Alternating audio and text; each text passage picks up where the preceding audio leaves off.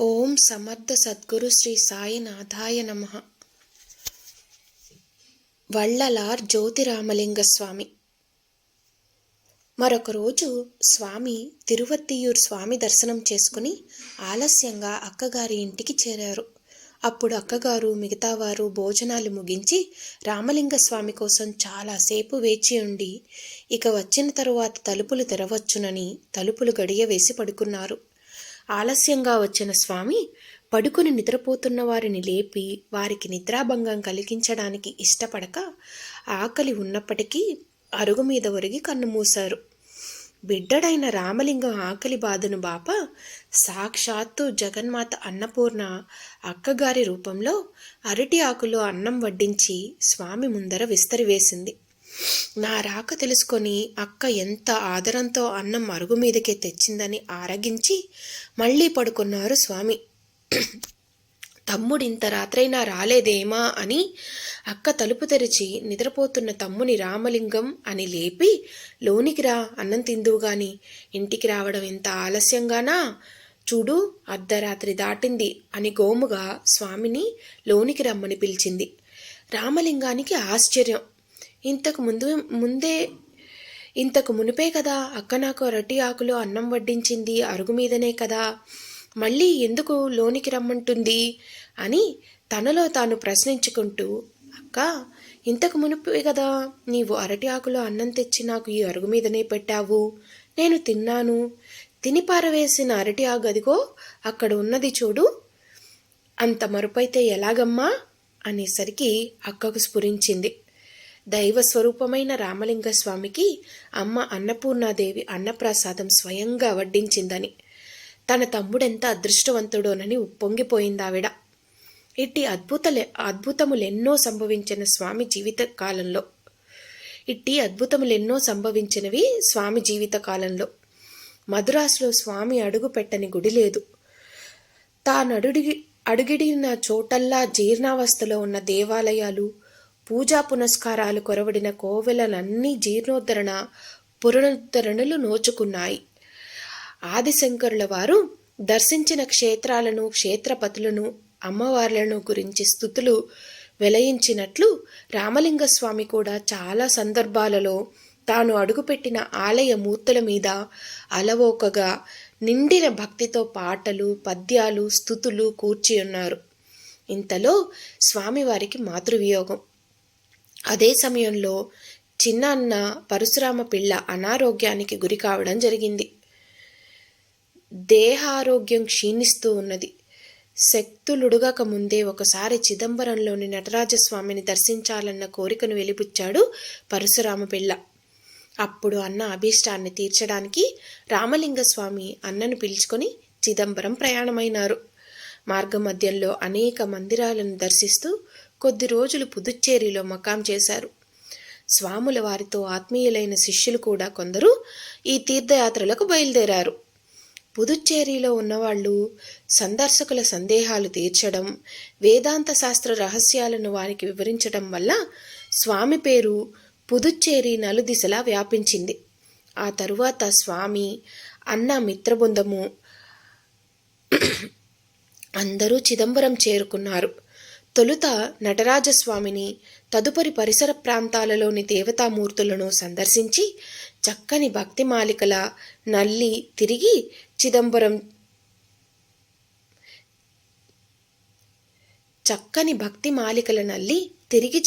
చేరుకున్నారు.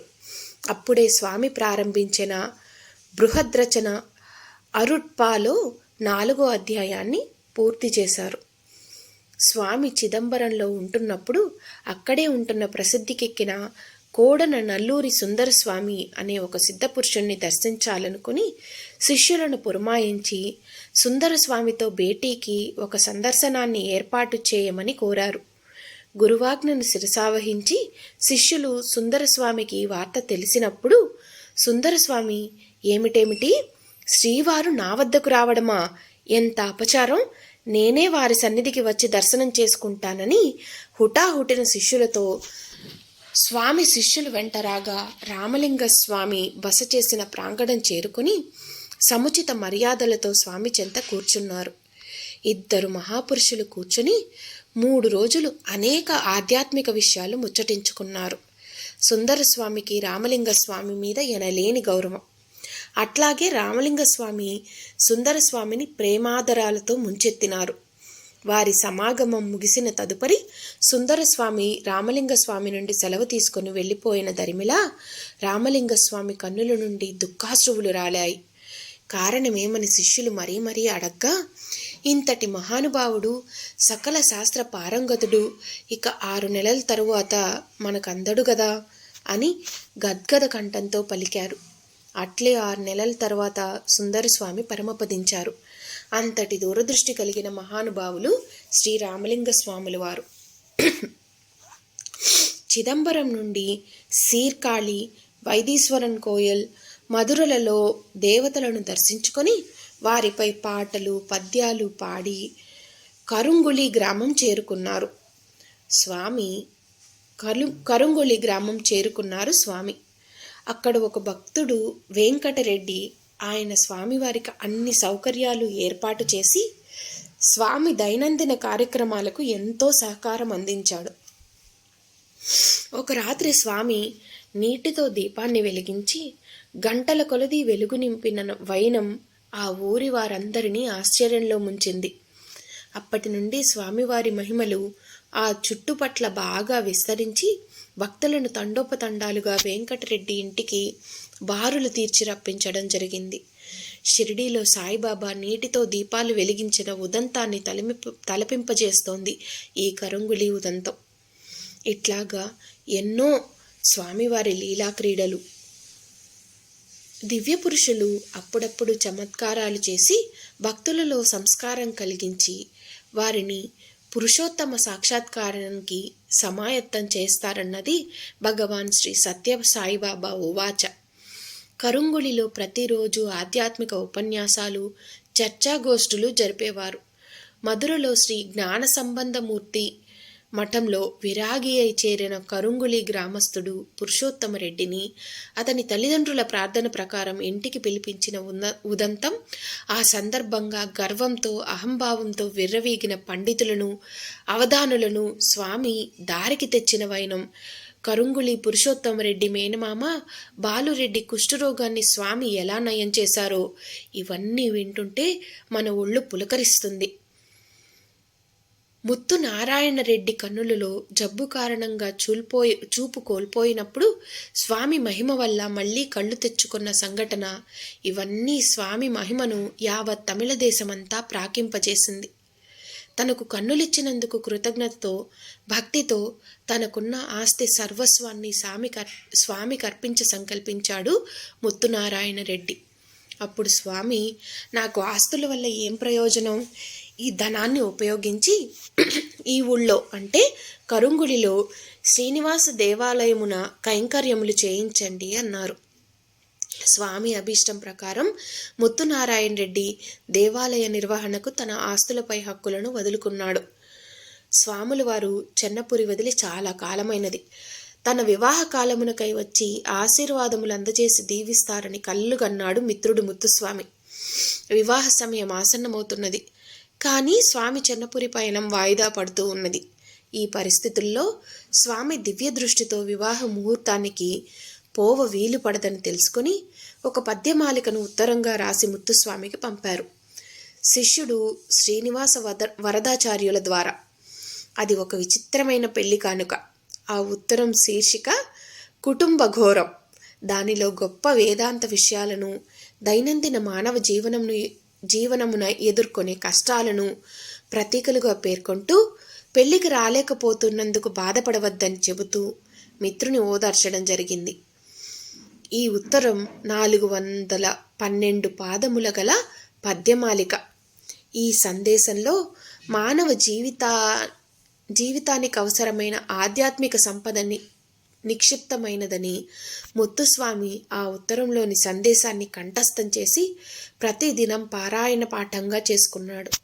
అతని కుటుంబంలో తరం తరువాత తరంగా కంచి నాగలింగం వరకు ఆ పారాయణను వదల్లేదు. శ్రీవారు కరుంగుళిలో 16 సంవత్సరాలు విడిది చేశారు. అనేక మహిమలను ప్రదర్శించారు. అద్భుత కార్యాలు చేశారు. స్వామి తన ఉద్యమానికి సమరస సన్మార్గమని పేరు పెట్టుకున్నారు. కులాలకు వర్గ విభేదాలకు అతీతంగా పరమాదరణీయము సర్వకాంక్షితమైన తత్వమది. కరుంగులి నుండి వారు అప్పాశెట్టి ఆహ్వానం అందుకొని కడలూరు చేరుకున్నారు. కడలూరులో ఒకనాడు స్వామి శెట్టిగారి అరటి తోటలో వ్యాహాలికి వెళ్ళినప్పుడు అక్కడ సర్పం కాటుకు గురైనారు. తోడుగానున్న శిష్యులు కొందరు చికిత్స కోసం ఆరాటపడుతూ, కొందరు పామును వెతికి చంపడానికి, కొందరు హడావిడి పడుతున్నారు. వారిని చూచి స్వామి అన్నారు, అయ్యలారా, నాకేమీ కాదు. మీరు చికిత్స ఏర్పాటు చేయవద్దు. పామును చంపే ప్రయత్నం మానండి. దానికి కాలం చెల్లి నన్ను అది కుట్టినది. దాని ప్రాణాలు అంతమొందించడానికే. కాబట్టి మీరు పనిబట్టి దాన్ని కొట్టకండి అన్నారు. కాసేపటికి వారందరూ అక్కడ ఉన్నప్పుడే ఆ పాము చచ్చి చెట్టుపై నుంచి స్వామి పాదాల చెంత పడింది. ఎంత వింత సంఘటన! గూడలూరులో యథావిధిగా ప్రతిదినం భక్తులకు తనదైన ఆధ్యాత్మిక తత్వం, సమరస సన్మార్గోపదేశాలు చేస్తూ వేల కొలది భక్తుల హృదయాలలో చోటు చేసుకున్నారు స్వామి. ఈ ఉపన్యాసాలు రాత్రి వరకు కొనసాగేవి. ప్రతిదినము స్వామి ప్రవచనాలు వినడానికి గూడలూరుకు దరిదాపుల్లో ఉన్న మంజుకుప్పం నుండి రామకృష్ణ పిల్ల వచ్చేవాడు. కార్యక్రమం అయిన తరువాత ఒంటరిగా మంజుకుప్పానికి వెళ్ళవలసి వచ్చేది. తిరుగు ప్రయాణంలో చీకటి, నిర్మానుష్యమైన మార్గం కాబట్టి ఒక్కోసారి భయపడేవాడు. ఇట్లా భయం కలిగినప్పుడు ఒక మనిషి దివిటి చేతబట్టుకొని తనకంటే 2 అడుగులు అగ్రగామిగా పోవడం, భయం తొలగిన మరుసటి క్షణమే అదృశ్యమైపోవడం జరుగుతుంది. అతడెవడు? ప్రతిరోజు అతడు ఆ మార్గంలో దివిటి పట్టుకొని వెళ్ళేది ఎందుకని కనుక్కోవడానికి రామకృష్ణ స్వామిని ఆశ్రయించాడు ఈ సందేహాన్ని నివృత్తికి. స్వామి ఏమీ తెలియని అమాయకుడిలాగా విని, అట్టగా ఆశ్చర్యంగా ఉందే అని అంతా పైన ఉన్నవాని లీలా విశేషాలని చెప్పి ఊరుకున్నారు. మరొకసారి గుడలూరికి దగ్గరగా తిరుప్పాదిరి పులిమరును దివ్యక్షేత్రం ఉన్నది. అక్కడ ప్రతి సంవత్సరం ఎంతో వేడుకగా ఉత్సవాలు జరిగేవి. ఆ ఏడు బ్రహ్మ సమాజం వారు ఆ ఊరికి ఉత్సవం సందర్భంగా చాలా మందిని కలుసుకోవచ్చునని, వారి మత ప్రచారం మరింత విస్తృతంగా చేయవచ్చునని వచ్చారు. శ్రీధరుని నాయకత్వంలో ఈ ప్రచారోద్యమం అక్కడ ముమ్మరంగా సాగుతూ ఉన్నది. విగ్రహారాధనను నిరసిస్తూ అది అజ్ఞానులు చేసే పని, మూఢాచారం, దీనిని అందరూ నిషేధించాలని విసుగు విరామం లేకుండా ప్రసంగాలు సాగిస్తున్నారు. శిష్యుల ద్వారా విషయం తెలుసుకున్న బ్రహ్మ సమాజం వారికి వారు విగ్రహారాధనను ఆక్షేపించడం సబబు కాదని, అనాదిగా మహనీయులెందరో ప్రతిపాదించి దేవాలయాలు నిర్మించి చక్కని విగ్రహాలు ప్రతిష్ఠింపజేసి మానవుని ఉత్తమ స్థితికి మార్గనిర్దేశం చేశారు. విగ్రహారాధన కూడా ఒక ముఖ్య అంశమని, కాబట్టి వారి ప్రచారములలో ఈ అంశాన్ని తొలగించాలని కోరారు స్వామి సౌజన్యంతో. ఈ లేఖలోని అంశములను తార్కికంగా ఢీకొనడానికి వీలు పడక అవసరానికి తగ్గట్టు ఏదో 2 పంక్తులు రాసి ప్రత్యుత్తరాన్ని పంపినారు. కానీ ఉద్యమాన్ని సాగిస్తూనే ప్రసంగాల తీరులో మార్పు లేక బ్రహ్మ సమాజం వారు చెలరేగుతున్నారు. ప్రత్యేకించి శ్రీధర నాయకుని ఉపన్యాసాల వల్ల కొందరిలో విగ్రహారాధన వల్ల ప్రయోజనాలు లేవు, అది అనాగరక మానవజాతి ఆచారాల అవశేషం, దాన్ని మానడం ఆధ్యాత్మిక ప్రగతికి చిహ్నమనే భావన కలుగుతోన్నది. కాబట్టి ఈ సందేహ ప్రాణులను సరైన మార్గంలో ఉంచడానికి, బ్రహ్మ సమాజం వారి ఆట కట్టించడానికి శ్రీవారు చొరవ తీసుకొని శ్రీధరునితో ప్రత్యక్షంగా వాదించవలనని పురికొల్పి ఇరువురును ఒక వేదికపైకి చేర్చారు. వాద ప్రతివాదాలు సాగాయి. జ్ఞానులకు విగ్రహారాధన అవసరం లేదు, సామాన్యులకు భక్తి మార్గం సులభం కనుక ఈ మార్గంలో విగ్రహారాధనకు ప్రాముఖ్యం ఉన్నది. మనసును కట్టే అందని పరబ్రహ్మ తత్వాన్ని కొలిచేందుకు విగ్రహారాధన బాగా ఉపకరిస్తుంది. అనాదిగా ప్రాజ్ఞులు విగ్రహారాధన, సత్కర్మలు ఆచరించడం భక్తికి తొలిమెట్టని, తద్వారా జ్ఞానప్రాప్తి పొంది మానవుడు మాధవుడవుతాడని అంటున్నారు కదా. శ్రీధరుడు తన వాదాన్ని గట్టిగానే వినిపించాడు. కానీ చివరి విజయం శ్రీవారిదే. ఒకానొక ఘట్టంలో శ్రీధరుడు, అయ్యా, ఈ వాదననిప్పటికీ ఆపుదాము. తదుపరి నేను చెప్పదలిచిన వాదాంశాలను లేఖ ద్వారా మీకు అందిస్తాను అని వాదవేదిక నుంచి నిష్క్రమించాడు. భక్తులందరూ విగ్రహమనగా విశేష స్థానము, వాటిని దేవదేహములుగా భావించి భక్తితో ఉపాసించిన తప్పక జ్ఞానోదయం కలుగుతుంది అని సంతృప్తితో సభ వీడి వెళ్ళారు. గూడలూరులో మరురోజు పండితులు అప్పాసామి శెట్టివారింటిలో స్వామి దర్శనార్థమై గుమిగూడారు. స్వామి దర్శనమునకు కొంత సమయం వేచి ఉండవలసి వచ్చింది. ఆ సమయంలో ఒక పండితుడు శివునాజ్ఞ లేక చీమైనా కదలదు కాబట్టి అంతా దైవాధీనమని ప్రారంభించాడు భక్తగోష్ఠిని. మరో విద్వాంసుడు దాన్ని ఆక్షేపిస్తూ, ఎవరి కర్మలకు వారే బాధ్యులు, అన్నిటినీ భగవంతునిపైకి నెట్టడం సబబు కాదు అన్నాడు. కాబట్టి ఈ ప్రపంచమున సుఖదుఖాలకు జీవుడే కారకుడు గాని దేవుడు కాడని మరీ గంభీరంగా ఉపన్యసించాడు. ఇరుపక్షాలు వారి వారి వాదనలను బలపరుచుకుంటూ ఉండగా ఇంతలో రామలింగస్వామి అక్కడ ప్రత్యక్షమైనాడు. వారు ఏ విషయమై వాదులాటలకు దిగినారో స్వామికెరుకే. అందువల్ల స్వామి వారిని కూర్చుండమని దిగంబర సన్యాసి, అతనికి అరటి పండ్లిచ్చినవాడు, రాతితో కొట్టినవాడు ముగ్గురిని న్యాయాధిపతి చెంతకు పిలుచుకొని వచ్చి న్యాయ నిర్ణయం చేసిన వాడు ఈ నలుగురి కథను చెప్పారు. ధీవరులు భేదరహితులు, దైవాధీనంబయండ్రు తమ పనులెల్లన్ భావింప భేదగుణలిల జీవుడే కారకుడటంచు జెప్పుదురెపుడున్ అని స్వామి యుక్తియుక్తంగా చెప్పవలసిన విషయాన్ని చెప్పగా అందరూ సంతోషించి శ్రీవారిని ప్రస్తుతించారు. ఒకనాడు రామలింగస్వామి అప్పాసామి శెట్టి ఇంటిలో బస చేసి ఉన్నప్పుడు రాత్రివేళ ఒక ఆగంతకుడు అపరిచయస్తుడు లోన ప్రవేశించాడు. ఇంటి అరుగు మీద కూర్చొని ఉన్నవారు దీనిని గమనించి, ఓ కొత్త వ్యక్తి ఎవరిని అడగకుండా సరాసరి లోనికి వెళ్ళడం నచ్చక వెంటనే ఇంటిలోనికి ప్రవేశించి అతని కోసం ఇల్లంతా గాలించారు. స్వామి ఉన్న గదికి వచ్చి విషయాన్ని విన్నవించగా నవ్వుతూ స్వామి అన్నారు, అయ్యలారా, వచ్చినవారు ఒక సిద్ధపురుషుడు. నన్ను చూడడానికి ఏతంచాడు. ఈ పాటికి కాశీ చేరి ఉంటాడతడు. ఇదిగో అతడిచ్చిన లడ్డూ తీసుకోండి అని లడ్డూనందరికీ స్వామి పంచిపెట్టారు.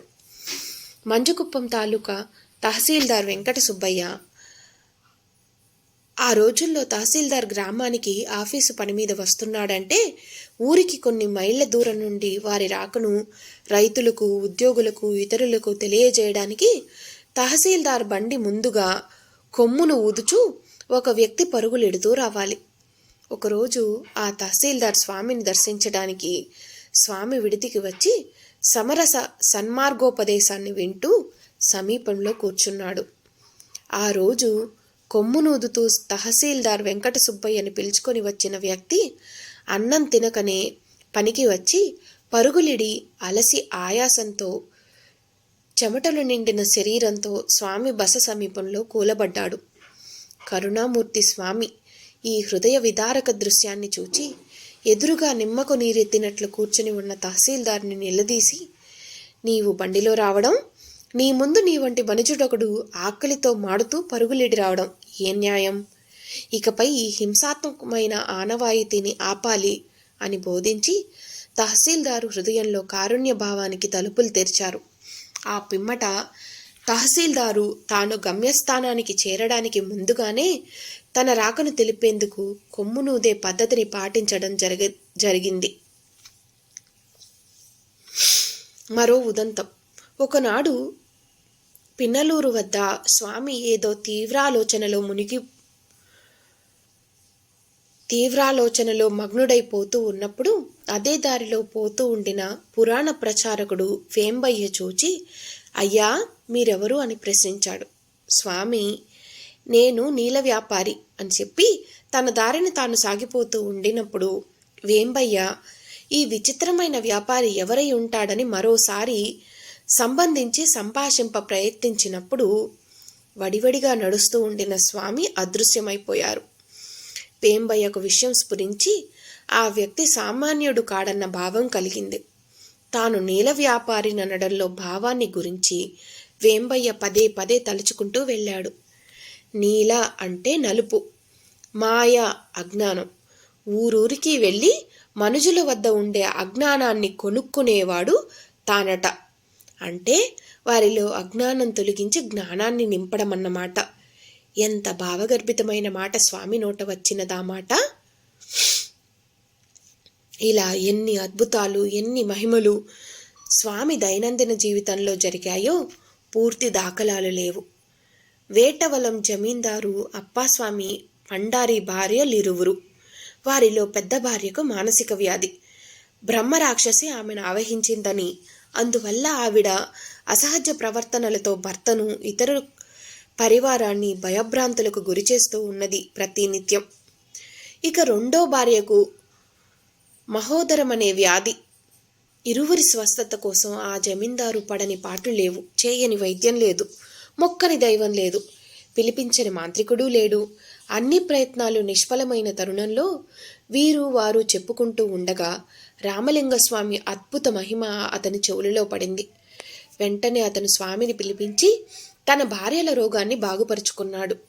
అది మొదల అతడు శ్రీవారిని తమ ఇలవెలుపుగా స్వీకరించి కొలువడం ప్రారంభించి ఆయన తరువాత కూడా స్వామిని తరతరాలు ఆరాధించమని చెప్పి గతించారు.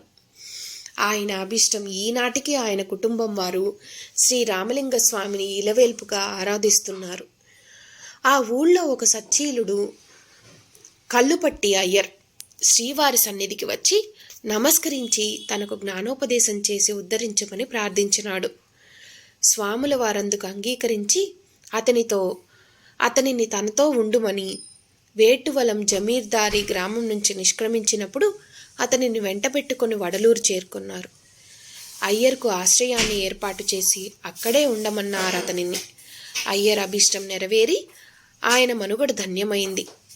వడలూరులో మకాం చేసినప్పుడు స్వామికి ఒక మంచి ఆలోచన స్మరించింది. ఆశ్రమానికి అనునిత్యం వచ్చిపోయే భక్తులు ఆహార వసతి సౌకర్యాలు లేక నానా ఇబ్బందులకు గురవుతున్నారు. దినదినానికి భక్తుల సంఖ్య పెరిగిపోతూ ఉన్నది. కాబట్టి భక్తజనుల ఆకలి బాధను తొలగించడానికి ఒక ధర్మశాలను ఏర్పరిచి వారికి తినడానికి ఉండడానికి కూడా వసతి ఏర్పాటు చేయవలనని సంకల్పించినారు. శిష్యులు శ్రేయోభిలాషులు దర్శనానికి విచ్చేసే శ్రీమంతులతో చర్చించి ధర్మశాల నిర్మాణానికి వడలూరు వెలుపల స్థలం అనువైనదని నిశ్చయించినారు స్వామివారు. ధర్మస్థలం అక్కడే ఉండాలన్న నిర్ణయానికి అనేక కారణాలు. వాటిలో ముఖ్యమైనవి చుట్టుపక్కల అనేక పుణ్యక్షేత్రాలున్నాయి. 4 ముఖ్యమైన నదులు సమీపంలో ప్రవహిస్తాయి. ఆ స్థలం నుండి చిదంబరం వైపు దృష్టి సారిస్తే ఆ దివ్యక్షేత్రాన్న నెలకొన్న నటరాజ దేవాలయం 4 గోపురాలు కనుల కానుతాయి. వడలూరు చెంత స్వామి ధర్మశాలను నిర్మింప ఏర్పాట్లు చేస్తున్నారని ఆ ఊరి వారి ఆనందానికి అంతులేదు. వారి భూములను ధర్మశాల కోసమని దానం చేయడానికి ముందుకు వచ్చారు. వారికి వారే స్వచ్ఛందంగా దానం చేయబడిన భూమి 106 ఎకరాలు శ్రీవారి పేర పట్టా చేయించారు వడలూరు భూస్వాములు. ఒక సుముహూర్తాన స్వాముల వారి అభీష్టం ప్రకారం ధర్మశాల నిర్మాణం ప్రారంభమైనది. వేగంగా పనులవుతున్నాయి. ప్రతి దినము భక్తులు వచ్చి విరాళాలు చెల్లించి నిర్మాణం సజావుగా సాగడానికి బాగా సహకరిస్తున్నారు. శ్రమదానం చేసేవారు అలుపు సులుపు లేకుండా శ్రమిస్తున్నారు. ధర్మశాల రూపుదాల్చే రోజుల్లో స్వామివారి మదిలో వడలూరులో మరో చోట జ్ఞానసభ ఒకదాన్ని స్థాపించాలన్న తలంపు కలిగింది. వెంటనే 53 ఎకరాల స్థలాన్ని సేకరించి తన ఆధ్యాత్మిక సిద్ధాంతం సమరస శుద్ధ సత్యజ్ఞానం పంచేందుకు సభామందిరం పేరుతో మరో భవన నిర్మాణం ప్రారంభమైనది. స్వామి దీనికి ఉత్తర జ్ఞాన చిదంబరమని కూడా నామకరణం చేశారు. ఈ భవనం స్వామి ఇచ్చిన నమూనా ప్రకారం అష్టకోణాకారంతో జ్ఞానసభ తామర పుష్పం వలె కట్టబడింది. ఈ 2 భవనాల నిర్మాణం జరుగుతుండగా స్వామి అచ్చటికి క్రోసు దూరంలో ఉన్న మేట్టుకుప్పంలో తనకు ఆశ్రమాన్ని ఏర్పాటు చేసుకొని అక్కడే ఉంటూ తరచూ భవన నిర్మాణ ప్రగతిని పర్యవేక్షిస్తూ నిర్దేశిస్తూ సమరస సన్మార్గాన్ని గురించి ఉపన్యాసాలు చేస్తూ ఉన్నారు. ఈ ఆశ్రమ భవనానికి సిద్ధివళీకం అనే పేరు పెట్టుకున్నారు స్వామివారు. ధర్మశాల, జ్ఞాన సభామందిర నిర్మాణం అత్యుత్సాహభరితంగా సాగుతూ ఉన్నది. ధ్వజస్తంభం ప్రతిష్ఠించాలి. కాంట్రాక్టర్ ఆరుముగ మొదలియార్ సరియైన మాను కోసం అనేక ప్రయత్నాలు చేశాడు. ఏ ప్రయత్నమూ ఫలింపక స్వామి పునుపున చెన్నపురికేగి వెతికిన ప్రయత్నాలు కూడా వృధా అయినవి. నిరాశతో తిరిగి వచ్చి శ్రీవారికి విషయం చెప్పి ఏమీ తోచక నిస్సహాయుడై ఎదుట నుంచున్నాడు. అప్పుడు స్వామి, అయ్యా ఆరుముగం, మరోసారి మద్రాసుకు వెళ్ళిరా, ఫలానా చోట విచారించు అను మాకులదొడ్డి చిరునామా చెప్పగా హుటాహుటిన మొదలియార్ మద్రాసు చేరి మాకులదొడ్డిని వెతకి కనిపెట్టి అక్కడ పరిచియున్న పెద్ద పెద్ద మాకులను చూస్తూ వేడుతూ ఉన్నాడు. ఒక మానుపైన స్వామి కూర్చున్నట్టు మొదలియార్కు తోచగా, ఏమి స్వామి, ఇక్కడికెప్పుడు వచ్చారు అని ఆశ్చర్యంతో స్వామి వైపు అడుగులు వేస్తూ ఉండగా ఆరుముగం, చూడు, ఈ మాను మనకు సరిపోతుంది కదా అని చెప్పి అదృశ్యమైనారు. అలా ఉంటాయి స్వామి లీలలు. ఆరుముగం వెంటనే ఆ మానుకొని వడలూరుకు చేరే ఏర్పాట్లు చేసి పయనమైనాడు. ఆ వీధిలో ధ్వజస్తంభ వ్యవస్థాపన జరిగింది. ధర్మశాల 106 ఎకరాల విస్తీర్ణ ప్రదేశంలో, జ్ఞానసభ 53 ఎకరాల నివేశనంలో ఒకేసారి నిర్మింపబడే పెద్ద కట్టడాలు పనులు ఉత్సాహంతో తొందరగా జరుగుతున్నవి. వందలాది పనివారు శ్రమిస్తూ ఉన్నారు. ఈ సందర్భంగా పైన కట్టిన సారావాల మీద పనిచేసేవారు అటు ఇటు తిరుగుతున్నారు. ఎత్తులకు ఇటుకలు కలపలు మోస్తూ కొందరున్నారు. ఈ హడావిడిలో ప్రతిరోజు ప్రమాదాలు చిన్నవి పెద్దవి సంభవించడం అరుదు కాదు. కానీ ఇది భగవత్కార్యం, దివ్యపురుషులు శ్రీ జ్యోతిరామలింగ స్వామి పర్యవేక్షణ కాబట్టి ఏ అవాంతరం విపత్తు జరగకుండా నిర్మాణాలు సలక్షణంగా పూర్తి అయ్యాయంటే అది నిజంగా భగవత్లీలే. ఈ విధంగా సత్యధర్మశాల, జ్ఞానసభా భవనాలు సుందరంగా రూపొందాయి. ప్రభవనామ సంవత్సరం 6వ నెల వైయాసి వృషభమాసం 11వ తేదీకి సరియగు గురువారం నాడు ధర్మశాల గృహప్రవేశ మహోత్సవం జరిగింది. స్వామి రచించిన జీవకారుణ్య పద్ధతి అనే గ్రంథం నుంచి పాటలు పద్యాలను చిదంబరం వెంకట సుబ్బయ్య దీక్షితులు చదివి ఆ భవన సముదాయంలో సమరస సన్మార్గ తత్వ ప్రచారానికి నాంది పలికారు. అక్కడే సమరస వేద పాఠశాలను ఒకటి స్థాపించారు స్వామివారు. ఆ పాఠశాలలో తిరువళ్ళువర్ రచించిన ద్రావిడ వేదమైన తిరుక్కురల్ను నిర్బంధ పాఠ్యాంశంగా చేయడం జరిగింది. ధర్మశాల ప్రారంభోత్సవం నాడు 3 దినములు 16,000 మంది భోజనాలు చేశారు. నాటి మొదలు నిరంతరంగా సత్యధర్మశాలలో భోజన సంతర్పణ జరుగుతూనే ఉన్నది. ఆ కొన్న వారెవరూ వచ్చినా భోజన సమయానికి కొరత లేకుండా అన్నం పెట్టి ఆదరించవలెనన్న శ్రీవారి ఆజ్ఞానుసారం ఈ అన్నదాన యజ్ఞం నిరంతరం కొనసాగుతూ ఉన్నది.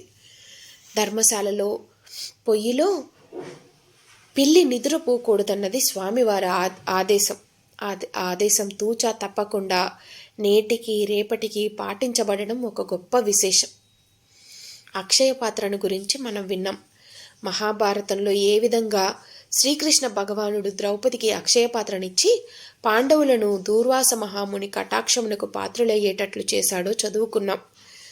గత శతాబ్దం చివర హిమాలయ పర్వత గుహలలో తపోనిమగ్నులైన మహానుభావులు ఒక పరి పుట్టపర్తికి వచ్చి భగవాన్ సత్యసాయి కృపకు పాత్రులై అక్షయ పాత్రను తీసుకొని వారి గుహాలకు వెళ్ళి భోజన విషయమై నిశ్చింతగా ఉంటున్నారని తెలుసుకున్నాం.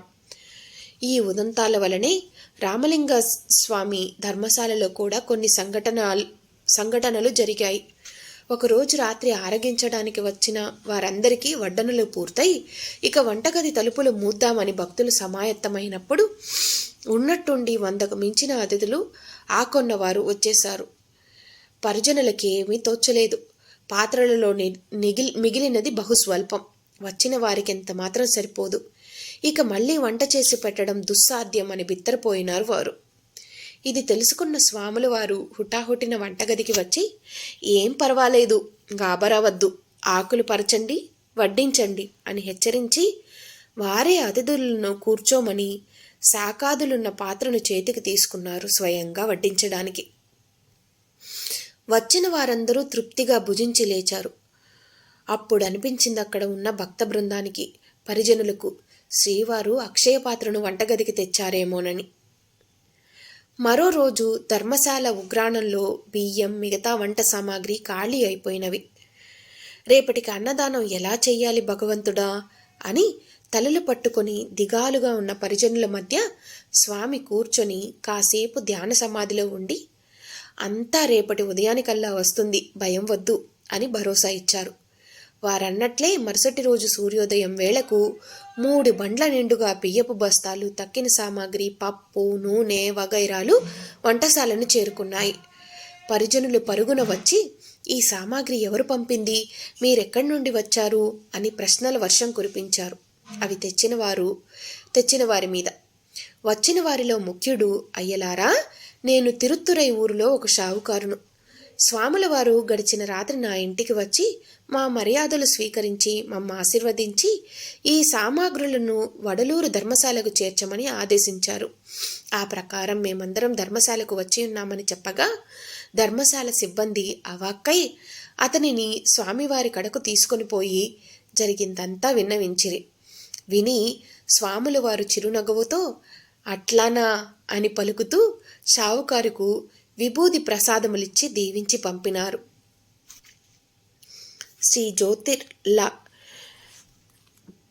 శ్రీ వల్లలార్ జ్యోతిరామలింగ స్వామి సశేషం. ఓం సమర్థ సద్గురు శ్రీ సాయి